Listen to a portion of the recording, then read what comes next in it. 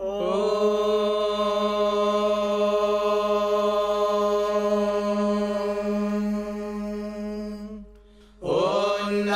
भगवते रुद्राय। ॐ नमस्ते रुद्रमन्यव उतोत इषवे नमः। नमस्ते अस्तु धन्वने बाहुभ्यामुत ते नमः। यात इषुः शिवतमा शिवम् बभूव ते धनुः। शिवा शरव्या तवतया नो रुद्रमृडया। या ते रुद्रशिवा तनूरघोरा पापकाशिनी। तया नस्तनुवाशन्तमया गिरिशन्ताभिचाकशीः। यामिषुम् गिरिशन्तहस्ते बिभर्ष्यस्तवे। शिवाङ्गिरित्रताम् कुरु माहि गुंसीः पुरुषम् जगत्। शिवेन वचसा त्वा गिरिशाच्छावदामसि। यथा नः सर्वमिज्जगदयक्ष्मगुम् सुमना असत्।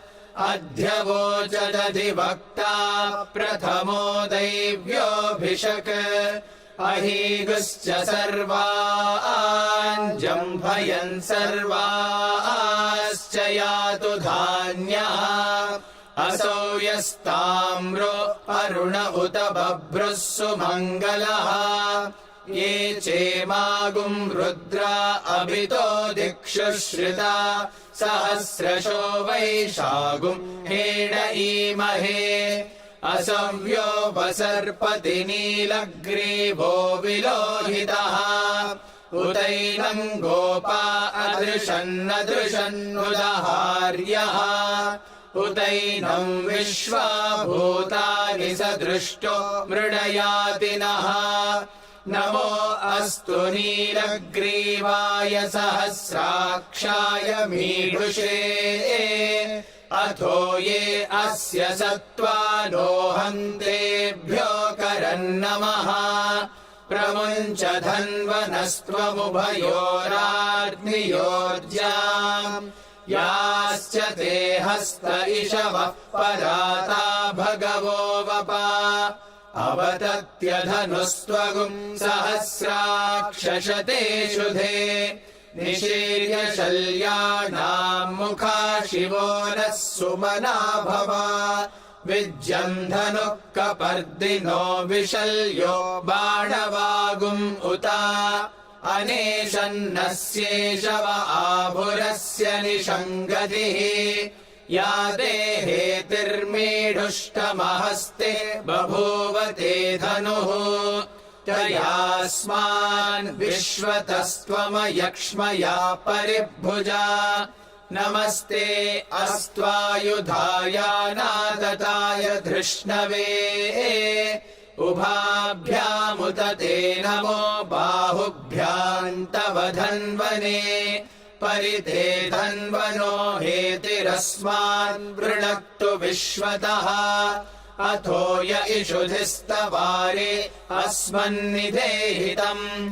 नमस्ते अस्तु भगवन् विश्वेश्वराय महादेवाय त्र्यम्बकाय त्रिपुरान्तकाय त्रिकाग्निकालाय कालाग्निरुद्राय नीलकण्ठाय मृत्युञ्जयाय सर्वेश्वराय सदाशिवाय श्रीमन्महादेवाय नमः। नमो हिरण्यवाहवे सेनान्ये दिशाम् च पतये। नमो नमो वृक्षेभ्यो हरिकेशेभ्यः पशूनाम् पतये। नमो नमः सस्पिञ्जराय त्विषीमते पथीनाम् पतये। नमो नमो बभ्लुषाय विद्याधिनेन्नानाम् पतये। नमो नमो हरिकेशायोपवीतिने पुष्टानाम् पतये। नमो नमो भवस्य हेत्यै जगताम् पतये। नमो नमो रुद्राय तथा विने क्षेत्राणाम् पतये नमो नमः सूताय हन्त्याय वनानाम् पतये नमो नमो रोहिताय स्थपतये वृक्षाणाम् पतये नमो नमो मन्त्रिणे वाणिजाय कक्षाणाम् पतये नमो नमो भुवन्तये वारिवस्कृताय औषधीनाम् पतये नमो नम उच्चैर्घोषाय क्रन्दयते पत्तीनाम् पतये नमो नमः कृष्णवीताय धावते सत्त्वनाम् पतये नमः नमः सहमानाय निव्याधिन आव्याधिनीनाम् पतये नमो नमः ककुभाय निषङ्गिणे सेनानाम् पतये नमो नमो निषङ्गिण इषुधिमते तस्कराणाम् पतये नमो नमो वञ्चते परिवञ्चते स्तायूनाम् पतये नमो नमो निचेरवे परिचरायारण्यानाम् पतये नमो नमः सृकाविभ्यो जिघागुंसद्भ्यो मुष्णताम् पतये नमो नमोऽसिमद्भ्यो नक्तञ्चरद्भ्यः प्रकृन्तानाम् पतये नमो नम उष्णीषिणे गिरिचराय कुलुञ्चानाम् पतये नमो नम इषुमद्भ्यो धन्वाविभ्यश्च वो नमो नम आतन्वानेभ्यः प्रतिदधानेभ्यश्च वो नमो नम आयच्छद्भ्यो विसृजद्भ्यश्च वो नमो नमोऽस्यद्भ्यो विद्यद्भ्यश्च वो नमो नम आसीनेभ्यः शयानेभ्यश्च वो नमो नमः स्वपद्भ्यो जाग्रद्भ्यश्च वो नमो नमस्तिष्ठद्भ्यो धावद्भ्यश्च वो नमो नमः सभाभ्यः सभापतिभ्यश्च वो नमो नमो अश्वेभ्योऽश्वपतिभ्यश्च वो नमः नम आव्याधिनीभ्यो विविध्यन्तेभ्यश्च वो नमो नम उगणाभ्यस्त्रिगुं हतेभ्यश्च वो नमो नमो गृत्सेभ्यो गृत्सपतिभ्यश्च वो नमो नमो व्रातेभ्यो व्रातपतिभ्यश्च वो नमो नमो गणेभ्यो गणपतिभ्यश्च वो नमो नमो विरूपेभ्यो विश्वरूपेभ्यश्च वो नमो नमो महद्भ्यः क्षुल्लकेभ्यश्च वो नमो नमो रतिभ्यो रथेभ्यश्च वो नमो नमो रथेभ्यो रथपतिभ्यश्च वो नमो नमः सेनाभ्यः सेनानिभ्यश्च वो नमो नमः क्षत्रुभ्यः सङ्ग्रहीतृभ्यश्च वो नमो नमस्तक्षभ्यो रथकारेभ्यश्च वो नमो नमः कुलालेभ्यः कर्मारेभ्यश्च वो नमो नमः पुञ्जिष्टेभ्यो निषादेभ्यश्च वो नमो नम इषुकृद्भ्यो धन्वकृद्भ्यश्च वो नमो नमो मृगयुभ्यः श्वनिभ्यश्च वो नमो नमः श्वभ्यश्वपतिभ्यश्च वो नमः नमो भवाय च रुद्राय च नमः शर्वाय च पशुपतये च नमो नीलग्रीवाय च शितिकण्ठाय च नमः कपर्दिने च व्युक्तकेशाय च नमः सहस्राक्षाय च शतधन्वने च नमो गिरिशाय च शिपिविष्टाय च नमो मीढुष्टमाय चेषुमते च नमो ह्रस्वाय च वामनाय च नमो बृहते च वर्षीयसे च नमो वृद्धाय च संवृध्वने च नमो अग्र्याय च प्रथमाय च नमः आशवे चाजिराय च नमः शीघ्रियाय च शीघ्राय च नमः ऊर्म्याय चावस्वन्याय च नमः स्रोतस्याय च द्वीप्याय च नमो ज्येष्ठाय च कनिष्ठाय च नमः पूर्वजाय चापरजाय च नमो मध्यमाय चापगल्भाय च नमो जघन्याय च बुद्ध्याय च नमः सोऽभ्याय च प्रतिसर्याय च नमो याम्याय च क्षेम्याय च नम उर्वर्याय च खल्याय च नमः श्लोक्याय चावसान्याय च नमो वन्याय च कक्ष्याय च नमः श्रवाय च प्रतिश्रवाय च नमः आशुषेणाय चाशुरधाय च नमः शूराय चावभिन्दते च नमो वर्मिणे च वरूथिने च नमो बिल्मिने च कवचिने च नमः श्रुताय च श्रुतसेनाय च नमो दुन्दुभ्याय चाहनन्याय च नमो धृष्णवे च प्रमृषाय च नमो दूताय च प्रहिताय च नमो निषङ्गिणे चेषु धिमते च नमस्तीक्ष्णे शवे चायुधिने च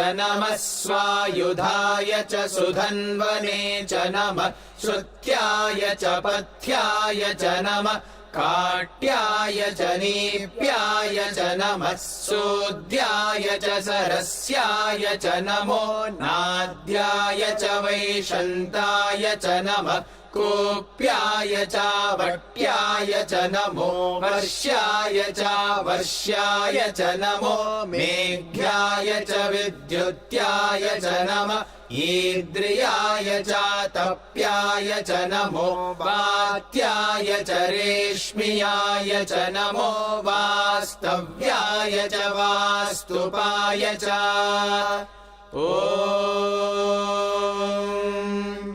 हर हर हर हर ॐ नमः सोमाय च रुद्राय च नमस्ताम्राय चारुणाय च नमः शङ्गाय च पशुपतये च नम उग्राय च भीमाय च नमो अग्रे वधाय च दूरे वधाय च नमो हन्त्रे च हनीयसे च नमो वृक्षेभ्यो हरिकेशेभ्यो नमस्ताराय नमः शम्भवे च मयो भवे च नमः शङ्कराय च मयस्कराय च नमः शिवाय च शिवतराय च नमस्तीर्थ्याय च कूल्याय च नमः पार्याय च वार्याय च नमः प्रतरणाय चोत्तरणाय च नम आतार्याय च लाद्याय च नमः षष्प्याय च भेन्याय च नमः सिकत्याय च प्रवाह्याय च नम इरिण्याय च प्रपथ्याय च नमः किगुंशिलाय च क्षयणाय च नमः कपर्दिने च पुलस्तये च नमो गोष्ठ्याय च गृह्याय च नमस्तल्प्याय च गेह्याय च नमः काट्याय च गह्वरेष्ठाय च नमो हृदयाय च निवेश्प्याय च नमः पागुंसव्याय च रजस्याय च नमः शुष्क्याय च हरित्याय च नमो लोप्याय चोलप्याय च नमः ऊर्व्याय च सूर्म्याय च नमः पर्ण्याय च पर्णशद्याय च नमो पगुरमाणाय चाभिघ्नते च नमः आखिदते च प्रखिदते च नमो वक्किरिकेभ्यो देवानागुं हृदयेभ्यो नमो विक्षीणकेभ्यो नमो विचिन्वत्केभ्यो नम आनिर्हतेभ्यो नमआमि भक्तेभ्यः द्रापे अन्धसस्पते दरिद्रन्नीललोहिता येषाम् पुरुषाणामेषाम् पशूनाम् मा भेर्मा रोमो येषाम् किञ्चनाममत् या ते रुद्रशिवा तनो शिवा विश्वाह भेषजी शिवा रुद्रस्य भेषजी तया नो मृडजीवसे इमागुम् रुद्राय तवसे कपर्दिने क्षयद्वीराय प्रभरामहे मतिम् यथा नः शमसद्विपदे चतुष्पदे विश्वम् पुष्टम् ग्रामे अस्मिन्ननातुरम् मृडानो रुद्रोतनो मयस्कृधि क्षयद्वीराय नमसा विधेमते यच्चञ्चयोश्च मनुरायजे पिता तदश्याम तव रुद्रः प्रणीतो मानो महान्तमुतमानो अर्भकम् मान उक्षन्तमुतमान उक्षितम् मानो वधेः पितरम् मोत मातरम् प्रियामानस्तनुवो रुद्ररीरिषः मानस्तोकेतनये मान आयुषि मानो गोषु मानो अश्वेषु रीरिषः वीरान्मानो रुद्रभामितो वधीर्हविष्मन्तो नमसा विधेमते आरात्ते गोघ्न उत पूरुषग्ने क्षयद्वीराय सुम्नमस्मेते अस्तु रक्षा च नो अधि च देव ब्रूह्यदा च नः शर्म यच्च द्विबर्हाः सुहिश्रुतम् गर्तसदयुवानम् मृगन्न भीममुपहत्नुमुग्रम् मृडाचरित्रे रुद्रस्तवानो अन्यन्ते अस्मन्निवपन्तु सेनाः परिणो रुद्रस्य हेतिर्वृणक्तु परित्वेषस्य दुर्मतिरघायोः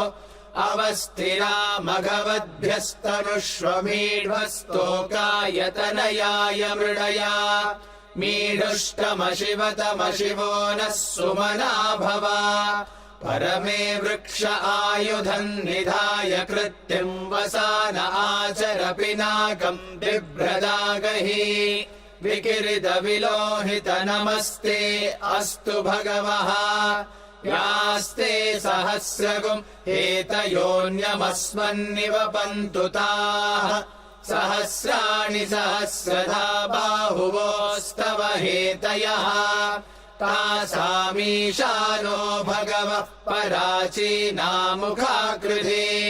सहस्राणि सहस्रशो ये रुद्रा अधिभूम्याम् तेषागुम् सहस्रयोजने वधन्वानि तन्मसि अस्मिन्महत्यर्णवेऽन्तरिक्षे भवा अधि नीलग्रीवाशितिकण्ठाः शर्वा अधः क्षमाचराः नीलग्रीवाशितिकण्ठादिवगुम् रुद्रा उपश्रिताः ये वृक्षेषु सस्पिञ्जरा नीलग्रीवा विलोहिताः ये भूतानामधिपतयो विशिखास कपर्दिनः ये अन्नेषु विविध्यन्ति पात्रेषु पिबतो जनान् ये पथाम् पतिरक्षय ऐलभृदायव्युधः ये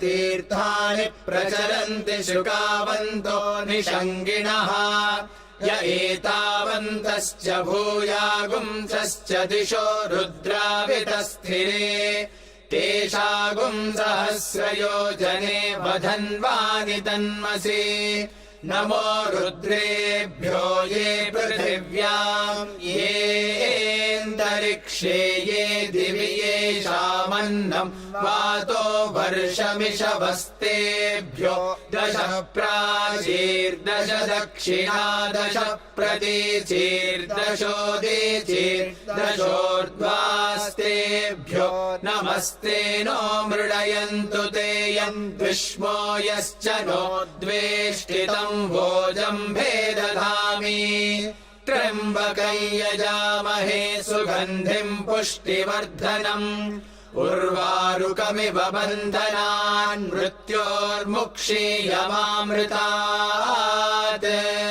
यो रुद्रो अग्नौ यो अप्सु य ओषधीषु यो रुद्रो विश्वा भुवनाभिवेश तस्मै रुद्राय नमो अस्तु ये ते सहस्रमयुतं पाशा मृत्यो मर्त्याय हन्तवे तान् यज्ञस्य मायया सर्वानवयजामहे मृत्यवे स्वाहा मृत्यवे स्वाहा प्राणानां ग्रन्थिरसि रुद्रो मा विशान्तकः तेनान्येनाप्यायस्व नमो रुद्राय विष्णवे मृत्युर्मे पाहि तमुष्टु हि यश्विषुः सुधन्वायो विश्वस्य क्षयति भेषजस्य यक्ष्वा महेशो मनसाय रुद्रं नमोभिर्देवमसुरन्दुवस्य अयं मे हस्तो भगवान् अयं मे भगवत्तरः अयं मे विश्वभेषजो यगुं शिवाभिमर्शनः ॐ शान्ति शान्ति शान्ति।